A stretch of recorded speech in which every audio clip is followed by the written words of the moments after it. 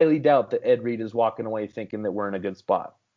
I would be very, very surprised with Ed Reed now at the kind of at the helm. Not really, but he's very involved. Obviously, I would be very, very surprised if some changes are not made to the staff Okay, well, this I season. agree with that, but I will tell you this.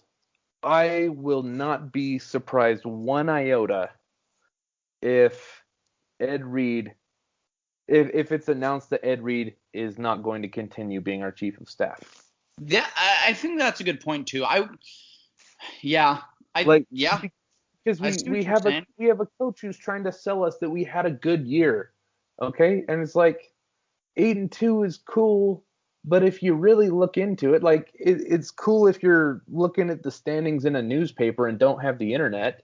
But if Mm-hmm. you do a quick Google search into who we beat or you watch the games, then you know that we're barely beating these 500 teams. There's a difference between thinking 8-2 is a start to where we could be and thinking 8-2 or even 8-1 is, oh my God, the U is back. We Yeah, are back to being national contenders. We could be in the playoff next year. And that's why I pride this podcast on saying that we have such a long way to go. yeah, Um, do. if Ed Reed leaves, then we are in deep, deep trouble. Yeah. Um, I, And it, I agree with you in saying that 8-2 is a good start, right? But here's the problem, and I'm gonna cut it pessimistic just so nobody's surprised when we go 7-5 or 8-4 next year. And that's not my official prediction because we don't know who all is coming back. But your six best players are transfer guys. They're not guys that developed internally, okay? Which is very concerning. I know that we can reload in the transfer portal and that's fine and stuff. I'm not anti transfer portal.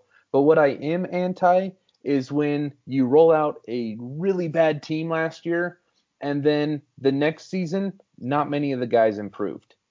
You had to bring in an influx of new talent to make our team better. yeah, Okay? And most of these guys are going to be one and done. Jalen Phillips already declared for the draft. Quincy Roche already gone. Bubba Bolden could be gone. Brevin Jordan could be gone. Jose Borregales already declared for the draft. Okay, so we know that Lou Headley's coming back.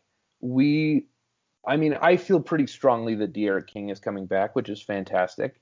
But think about that. We're losing our top guys, and we're barely beating 500 teams. So that, while I agree 8-2, and this season was a good stepping stone, um, the foundation is leaving. yeah. I mean, I think it's getting certain guys out of the locker room and having them move on. Yeah. Um, I feel like Manny is trying to build a winning program. I feel like his demeanor has changed a lot since last season. Yeah. It may not get through to everybody, but I feel like that's just a waiting process. And I know that Canes fans hate to hear that, but that's just the way it is. Yeah. Because you're gonna have some guys that are so content. That's the biggest word that I take away from this year is that what you just said, and that we're barely beating 500 teams and below 500 teams, we are content. And I Yeah. think that the Ed Reed and the Manny Diaz, those two, and the Rhett Lash. I mean Blake Baker.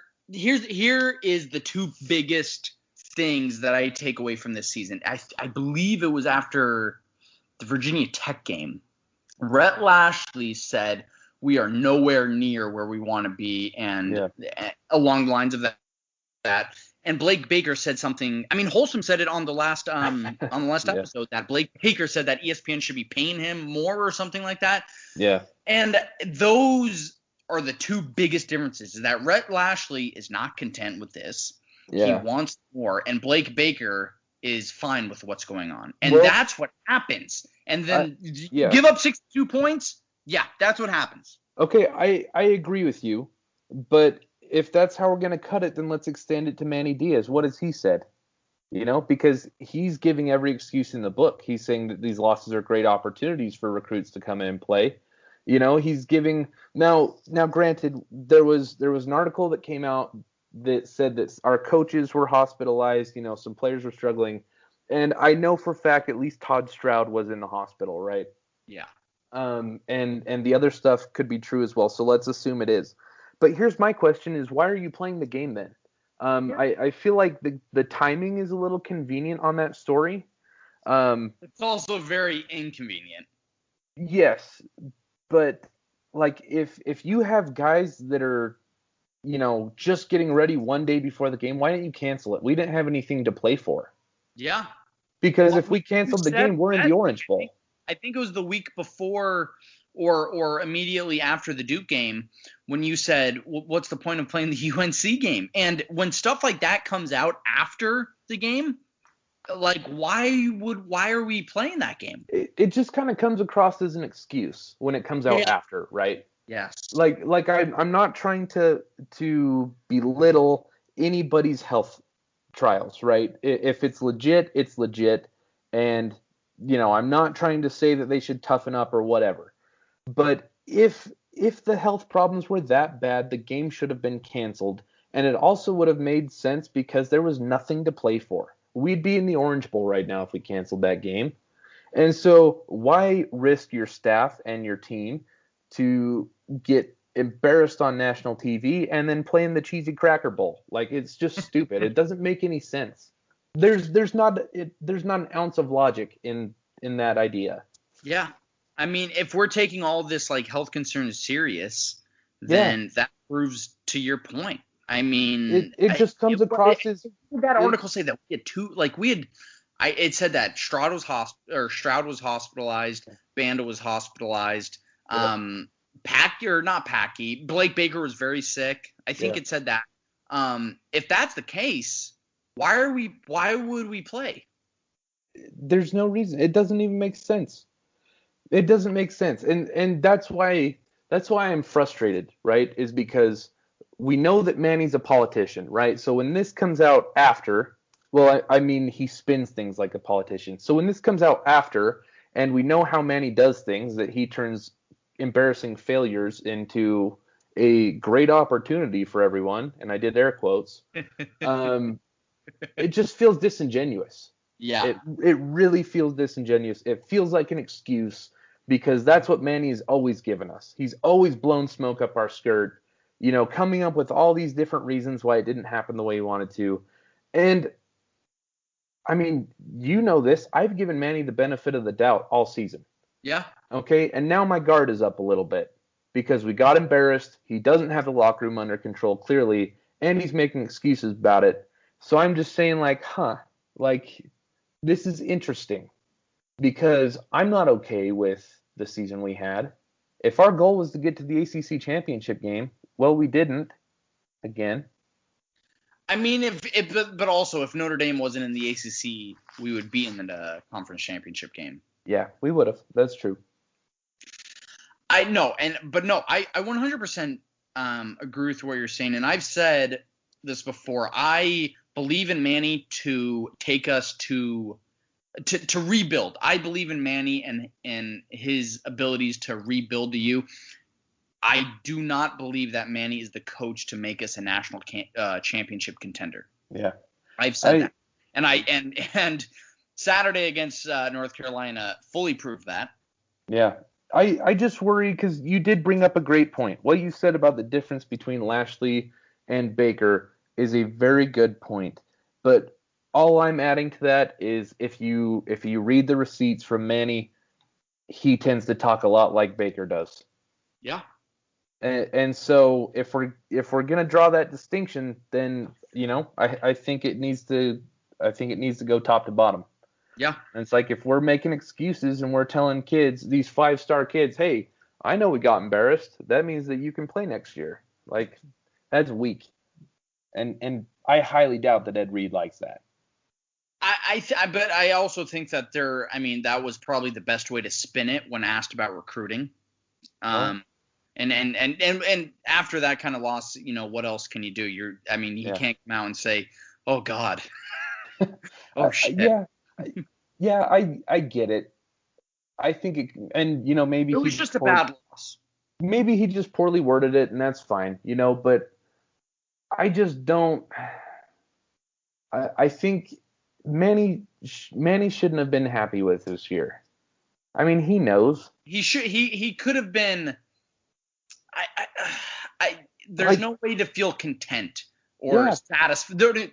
You should not feel satisfied after this year. no, like he should have in his press conference after that game, he should have said, "Look, we went 8-2. However, we got embarrassed by the two best teams we played. So Yep. that tells us that we are not ready to sit at the big boy table yet. We are the king of the children's table right now. Yeah. But we are not ready to make the move." And he should say, "That's not acceptable to me because I am here to move us to the big boy table. And Yeah. clearly Maybe we're not ready yet." you should say that our star safety shouldn't be saying Bama ain't ready for us Oh before my we gosh. give up 62 goddamn points. Yeah. God, Jordan, you're making me angry. Well, I'm bringing up good points. No, you are. No one wants to hear it. And you know what? You know what the worst part is that they're 100% true. Any Yeah. Cane fan that is satisfied with this kind of season and that is the last showing, hopefully, if we can beat Oklahoma State and get a bowl win, I will 100% feel a lot better about this season, because a bowl win, it speaks volumes in my opinion. But still, that's Yeah. And I just have to take a minute. I gotta pat myself on the back here and tell everyone I told you so. But what have I been saying about our defense all year? And people Yeah. called me pessimistic and a Debbie Downer and a negative Nancy and whatever. They've told me that I don't know football. They told me everything. And I've repeatedly said, when we play a good offense, we will get absolutely smashed on defense. Yeah. I said we are soft up the middle. We are going to give up hundreds of rushing yards. Like I don't think you had 557 rushing yards in mind.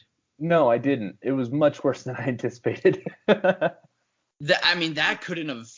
It was so bad. Yeah, I've been saying that since the UAB game. I was like, ugh, it just makes me mad.